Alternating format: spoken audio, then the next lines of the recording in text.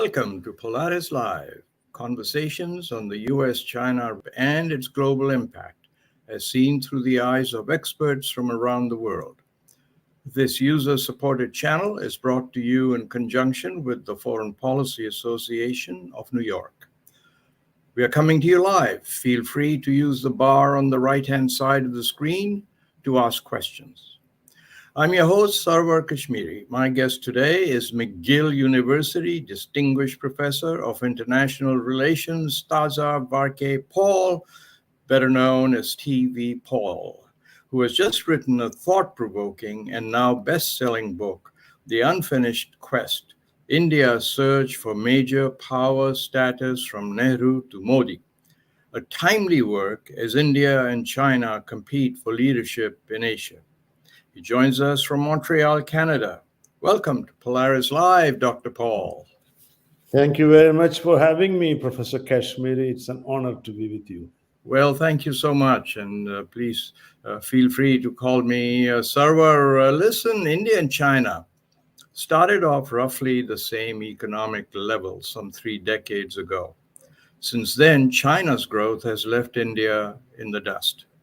They have roughly the same population, started at the same level, yet China's per person economy today is about 12,000 US dollars, while India's is a paltry $2,000. What happened?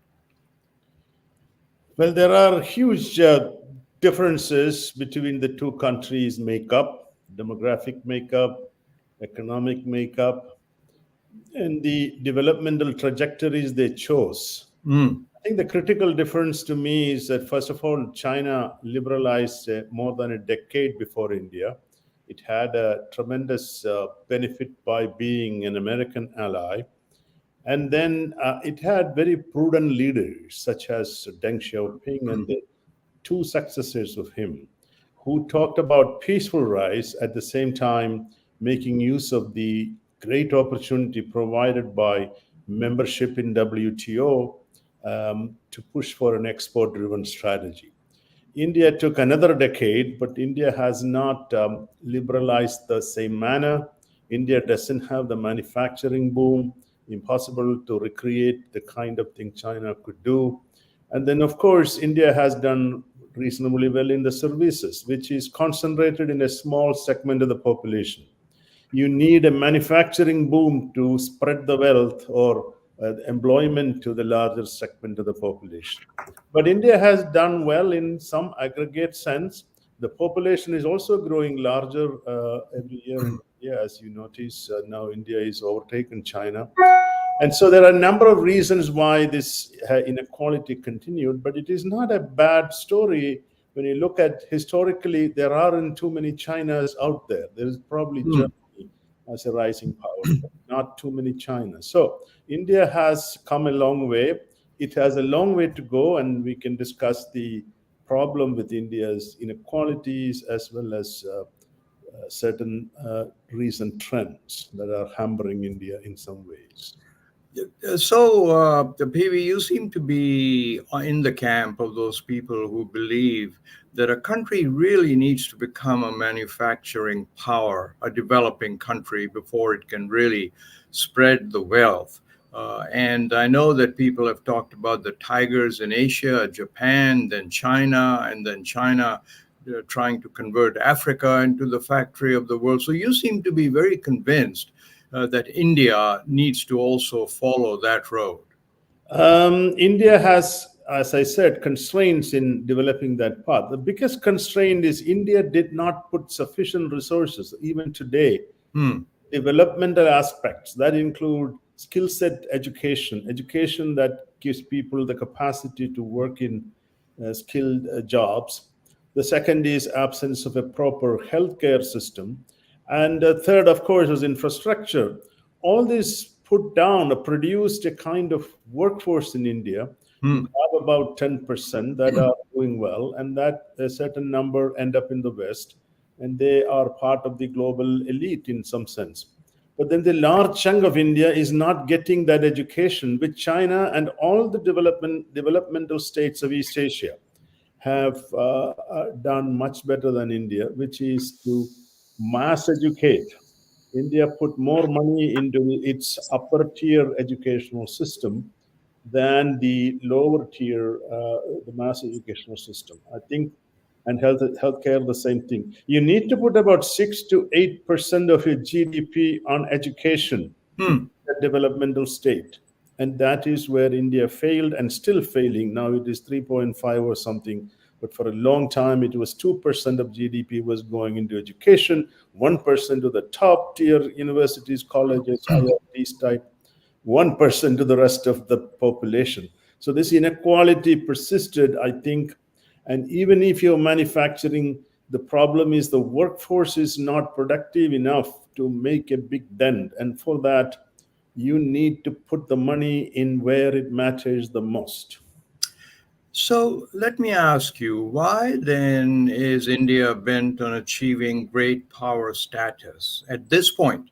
Shouldn't it first follow China's example by focusing on internal development? I don't think these two goals are mutually contradictory. Great power is anachronistic to some extent. It's a very European era term. The best term would be a major power, a leading state. I think it can be a motivator for countries to develop faster if you have an ambition to become a leading power. China is the greatest example of that. But it's also a drag because if you don't do the right things at the right time and make use of the geopolitical situation that comes to your lap, then you can also go down in the perceptions of others. So here, I think China has been pursuing both. I mean, you look at the peaceful rise strategy that Deng Xiaoping and the successors followed, and of course, Mr. Xi Jinping has altered that to an extent, although he is now returning to some extent to mellow down his aggressive posture. But the point is that you can do both, and India needs to do both. This is a collectivity of one-fifth of humanity. It needs a voice in the world order, because otherwise others will make decisions for you, as happened in 1945. India missed the boat in San Francisco when the UN system was created. Or in 1968, when the NPT was signed, India became a non-nuclear weapon state category state. So India has to be there, but it has to have some ideas for global governance, for how to transform the international order. You can talk about global south. Whether the global south accepts India anymore as a leader is another issue. But I do differ with you on that. I think you need both, and it can help each other as long as you are not an aggressive power at this point. And India has been reasonably careful not to turn other people off too much at the geopolitical space. You know, you make an excellent point in your book. Excuse me. And I'm talking about your point that you really need to have a seat on the Security Council of the UN to really count in the major power structure. Uh, can you enlighten us as to why, when the UN was set up, that China was able to get a seat on the Security Council, but India was not? I've often thought about that, but I would love to hear your reasoning. It's a very unfortunate historical development. It has a number of elements to it. Actually, in 1919, at the Versailles Treaty, India had more representation than in 1945. Ah, Versailles, you had 3 or so Maharajas were there, along with a few other wow. ladies. Now, the reason the historians haven't written a good account on this. The reason I noticed M.S. Rajan, an Indian political scientist at JNU, wrote about it. India tried, but Indian representation was very weak. There was KPS Menon, Mudaliar, a handful of people, partly because all the leading figures of India were in jail. This is the Quit India movement still Ah, on. And Nehru, to my surprise, at least I haven't seen an account where he is making a statement, which is disappointing. I'm a big fan of Nehru, but Maybe his calculation was India will automatically get there at some point. So in 1945, many countries, a few countries, including, I believe, Canada, Australia, and some others, thought India should be there.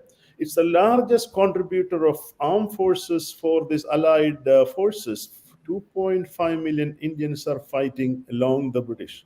Wow. That is not an insignificant achievement, but some India is not cashing in on. India means Indian leaders to great extent because the British simply wouldn't support this. My own reading is that this is because the British were pissed off by the Quit India movement, right when the German bombardment is taking place.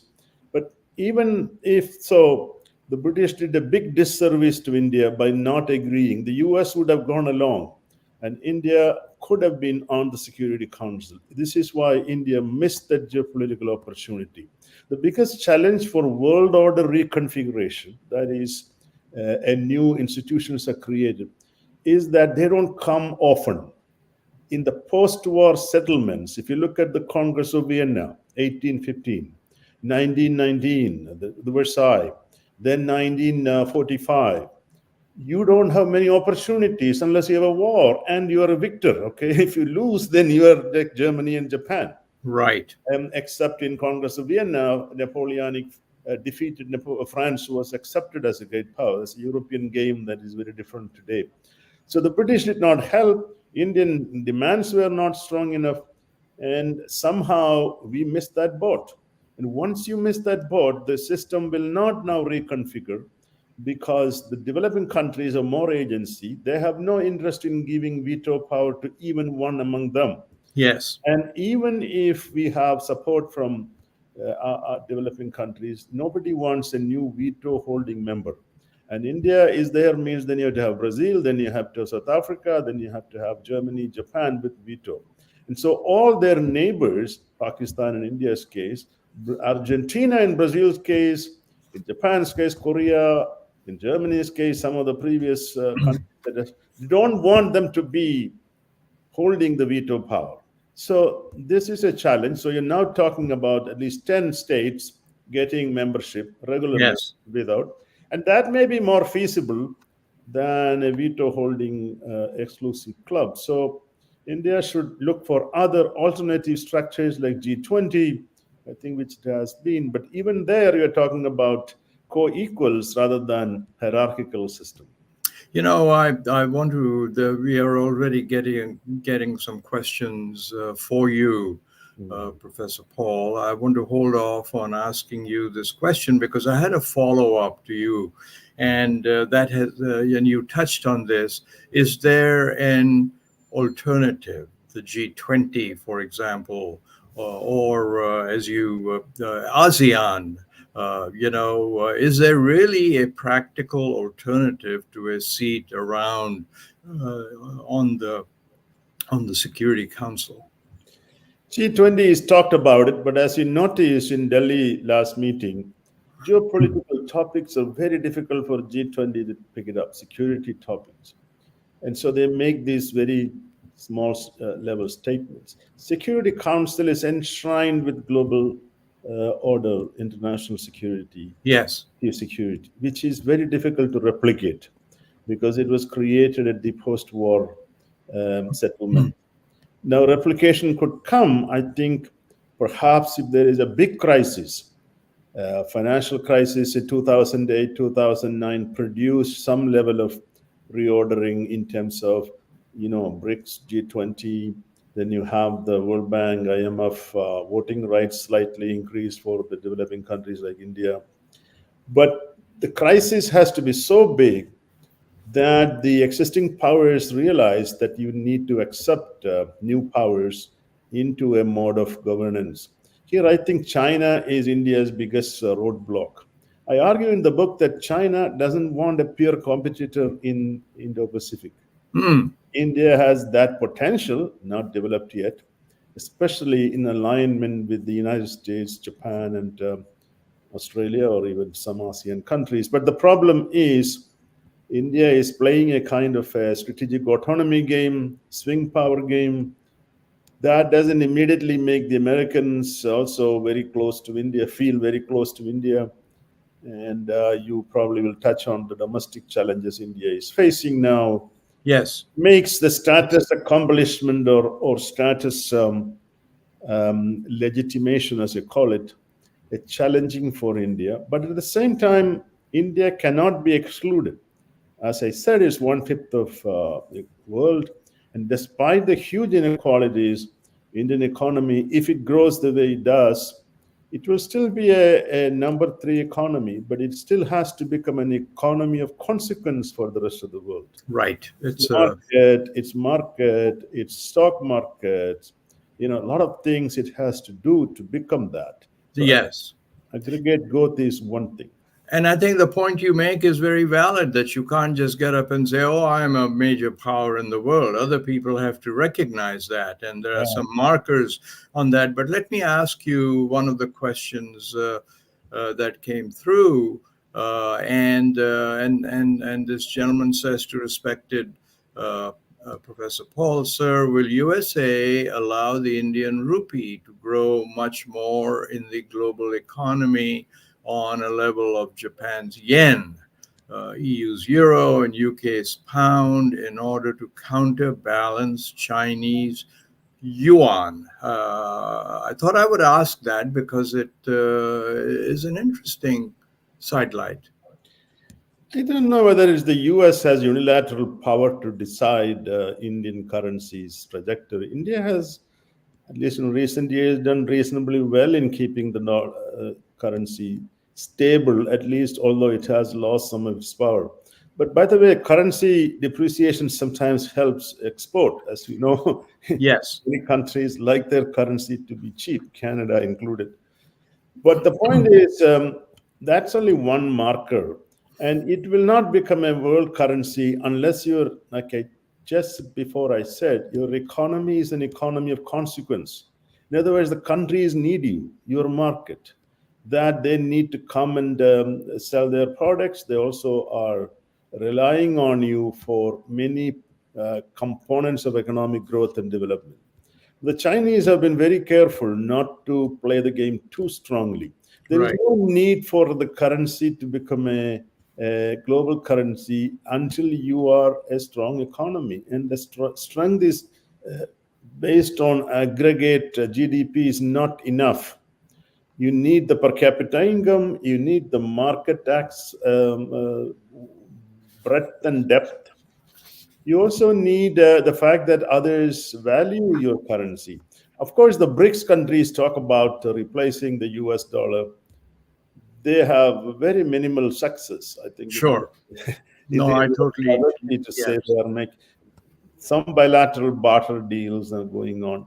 But the BRICS is not a unified system. India probably is better off with the US dollar than with the Chinese currency dominating the world order, because that is where India has to play the game. Maybe it's possible at some point India making some deals with the G7 to accept its currency as the lead currency, but it will depend on many other parameters. Let me take a moment to remind our viewers that Polaris-Live is a commercial-free channel, and we need your support, your subscription from YouTube channel and our news alerts, which is on my website, the application. There's no cost, but this kind of support really, really helps us.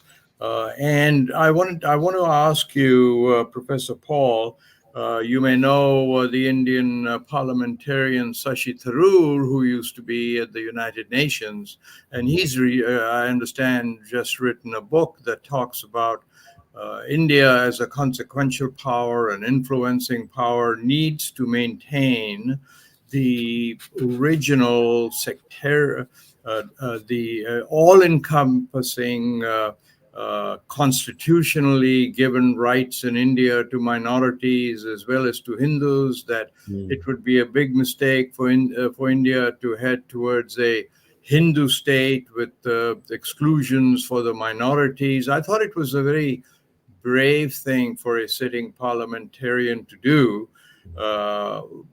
what do you think? Is there any, I make the almost the same argument. If India wants to be a major power accepted by others, you need to remain as a secular, inclusive democracy.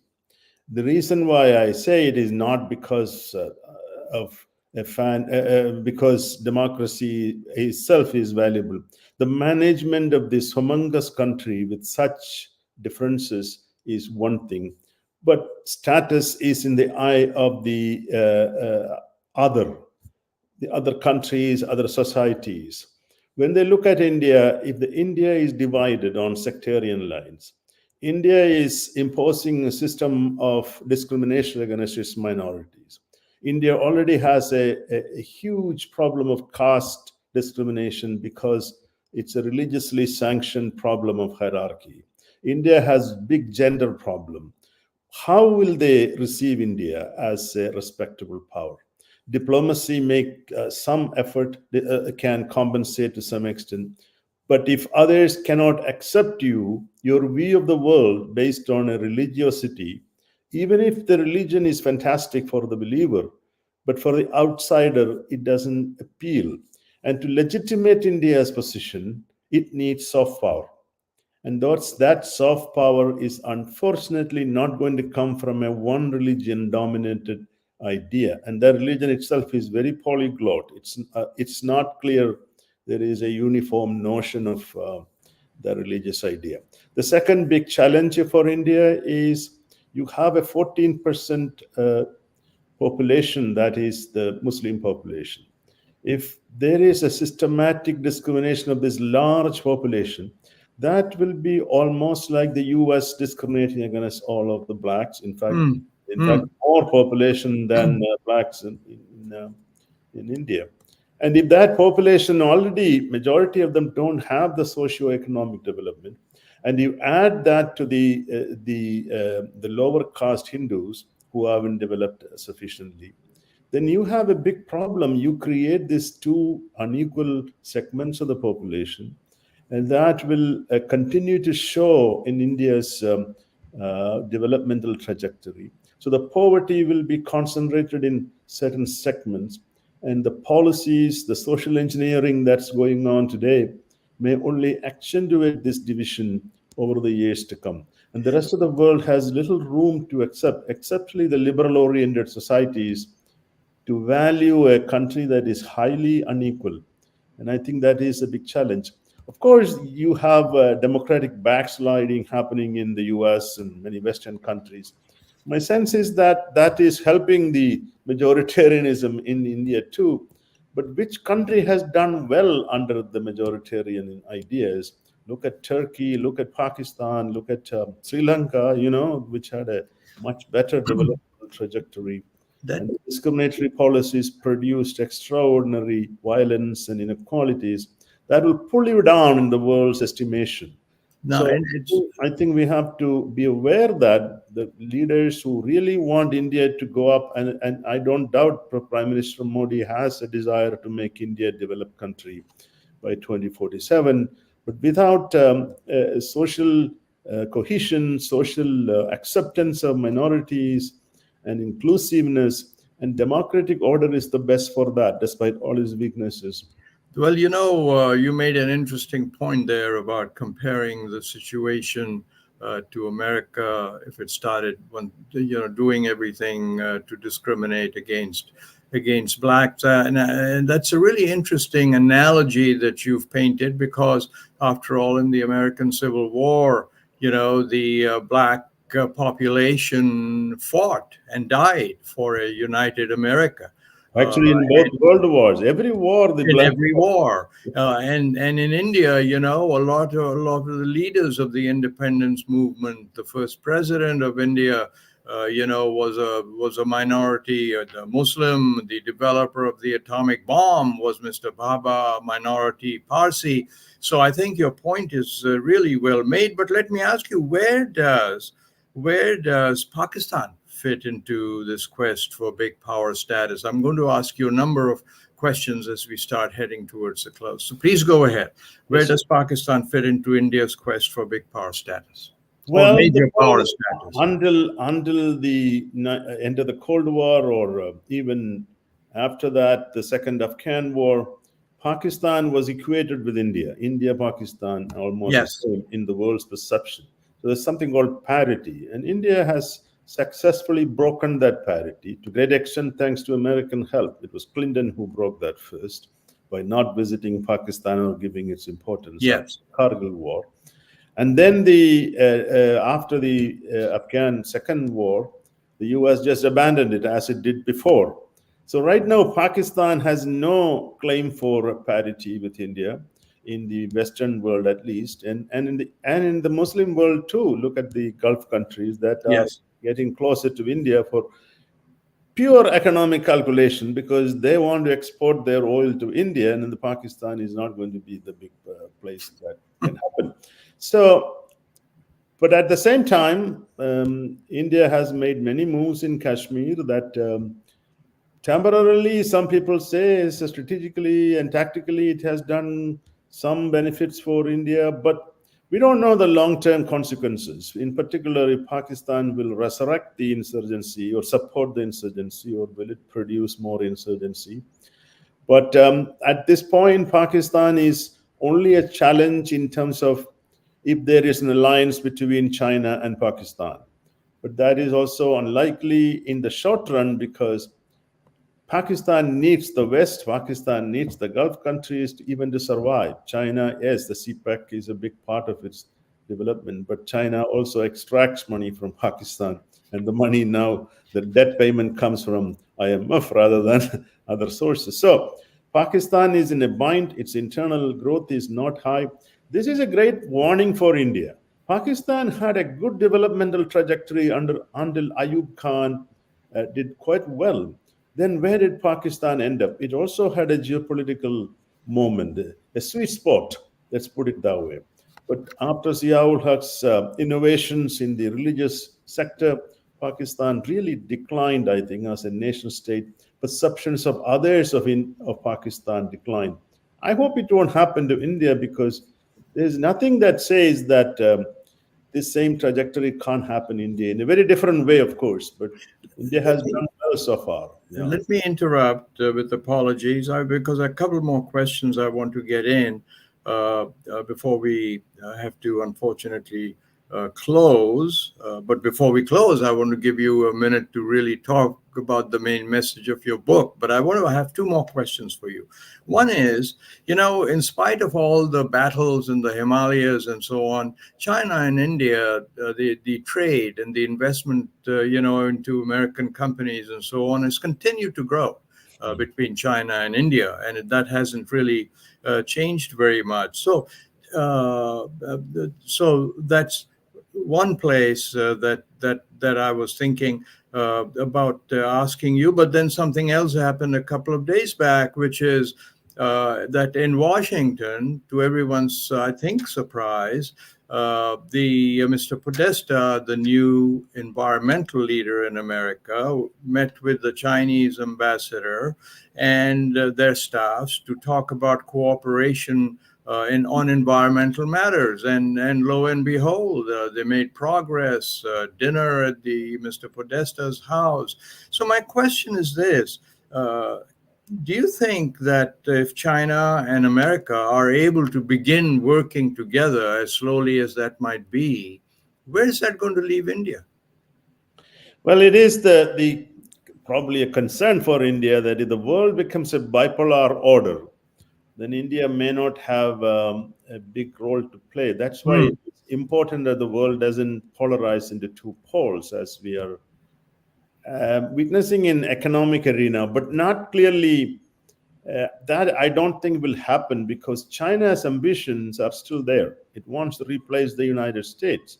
Now, if China makes a major strategic move to give the impression it is no longer interested in, but the growth rate of China, its size, everything shows that it by 2049, and the relative decline of the United States, especially if it ends up with a highly divisive electoral outcome in the next one.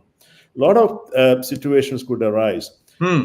I think China has made tactical moves at this point, a kind of detente. It wants to return to its growth by exporting to these countries, focusing on a few areas. But you look at today, the US, or yesterday, the US imposed sanctions on China for exporting its EV vehicles and cheap EV vehicles, Indeed. as well as solar panels. Now, my question is, where is India in this? Why can't India produce a solar panel? Why can't India put a lot of emphasis on EVs?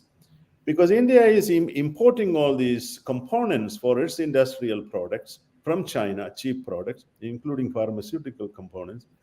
There is a need for a grand strategic thinking on India. Where can it play a role? It has to emerge as the third largest economy to play a big role, and a military power and a naval power without threatening others, and a united country instead of its internal schisms as it's happening. So the Navy has to become very important in the Indo-Pacific, and it has to put the money where it is, the development of its people, and become a major player. I don't think it will be like the Cold War for India, Hmm. but there is a risk of the US and China making some strategic, like you correctly put, at least on some areas. By the way, if they make a good deal on environment, India should join and come up with some ideas. India has been a veto player in this game, which is not sufficient to become a leading player, because you have to come up with ideas, and where India sometimes lacks. What an excellent way, optimistically, hopefully, to end our program. But I can't end without giving you a minute or so to please tell us the main message from your book, because I thoroughly enjoyed reading it and it is so timely. So please take a minute and. Actually, I just got the first copy, and I may Ah, look like I'm marketing it. But the book was an effort on my part to use some of the theoretical ideas we have about rising powers, international status. How does one become a major power? It's a big puzzle, isn't it? And the tragedies of that process, 14 cases, as 12 out of 16 cases of power transitions, as they call it, ended up in war, or produced the power transition. India has to become a major power without a war and without major internal violence. This is my other fear. hmm. Almost all rising powers that became very important, Japan, Germany, even the US, there was a lot of internal repression, especially against minorities. And that hopefully won't happen in India. And these two are connected, because countries want to get there fast, leaders, and they think that the fifth columnist are these minorities who are not with us, as happened to Germany, the Jews of Germany. So there's a lot of these tendencies of historical processes, and I can bring that because I'm a student of international politics, history, theory, South Asia. And so my effort is to bring all that into one book and readable form. And I hope the book will get the attention, because the Indian leaders need to read it. They need to know what you are seeking will not come without conflict. And if at all it will come with conflict, you have to manage it. And that rising power peacefully rising, will be the greatest accomplishment any Indian can do, and the rest of the world. This country deserves to be there. This is my message. I don't want to put down India. I like India, and I'm still connected. But more than that, 1/5 of humanity cannot be precluded from global decision making. But it won't be easy. And my final message is, some of the policies need to alter to get there. Well, Professor Paul, we are privileged and honored to be one of the major channels to feature your book. And I want to thank you. Alas, we've run out of time, but you've given us a wonderful description of the book, your thinking about one of the very timely and necessary geopolitical issues of our time. So we've placed a link on our website to allow our viewers to buy your book. I do hope you will come back and see us again. So thank you very much. Appreciate it. And Thank you to our viewers from around the world. Please join us again on Polaris-Live.com as we continue to explore the most consequential relationship in the world, that between the United States and China, together with a number of emerging powers like India and its impact in the world. Until then, goodbye.